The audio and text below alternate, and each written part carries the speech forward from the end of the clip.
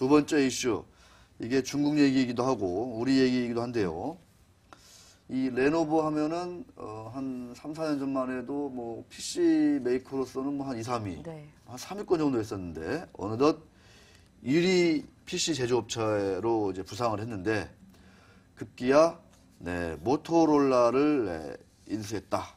뭐 이런 얘기가 지금 지난 그 설 연휴 기간에 툭 불거졌습니다. 그래서 여러 가지 지금 이게 과연 우리 시장에 어떤 영향을 미칠 것인가, 뭐 갑론을박이 많은 것 같은데 우리 이혜리 기자가 보는 어떤 그 이번 인수전을 보는 어떤 관전 포인트랄까, 느낌이랄까 이런 건 어떤 생각을 좀 할 수 있을까요? 이제 중국이 중국 자체 시장만 봐도 엄청 큰데 그러니까요. 레노버가 중국 시장만 먹더라도 엄청나게 성장을 하지 않을까 싶기도 하고요. 오늘 주가에서 또 보여줬듯이 이제 LG전자가 52주 만에 최저가를 기록하기도 했는데요. 네. 이제 LG전자는 이제 4위에서 5위로 물러나는데 우리나라에겐 적지 않은 위협이 되지 않을까 싶습니다. 아, 그렇습니다.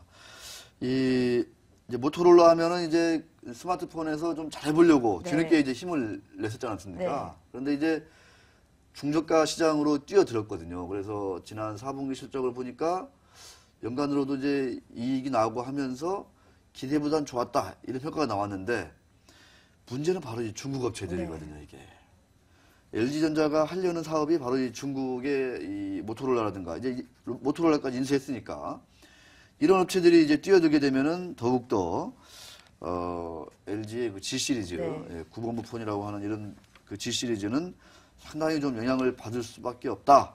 이렇게 좀 분석이 되고 있는데 지금 이 휴대폰 메이커들 주인이 많이 바뀌었어요. 네.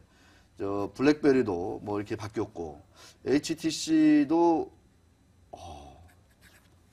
많이 레노버가 물려요. 인수를 하려고 하는 모양이에요. 네. 그러니까 거의 그 하이엔드 스마트폰 빼면은 이제 중저가로는 거의 레노버가 사실상 대세다. 네, 그죠. 이렇게 이제 볼 수가 있을 것 같습니다. 자, 이에 대한 그 전문가들 얘기들 많이 나오고 있는데요.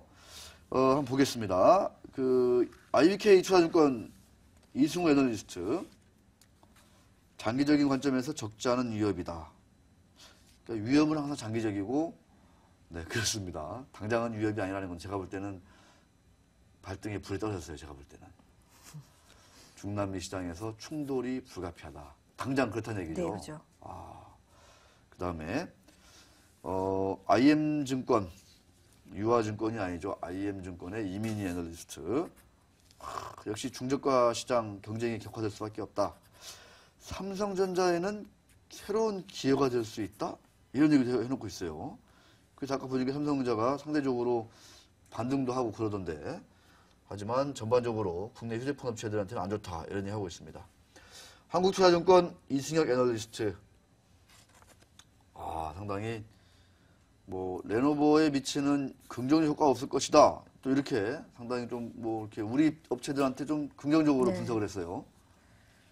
이미 레노버의 그 이미지가 훼손된 상황이다. 이 모토로라도 사실 이제 이미지가 옛날 같지는 않잖아요. 네, 그죠. 네.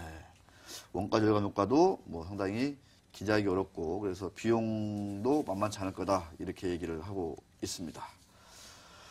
자, 오늘은 중국의 제조업 지표가 상당히 안 좋아지고 있다 이런 얘기, 또 하나는 중국의 레노버가 또 모토로라를 품었다 이런 얘기 한번 이슈톡톡으로 정리를 해봤습니다.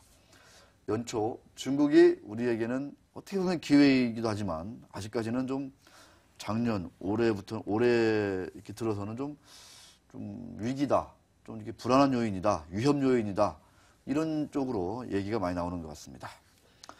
자, 이혜리 기자가 준비한 기자들이 떴다 예상하시는 대로 미국 테이퍼링 얘기입니다. 잠시 후에 시작합니다.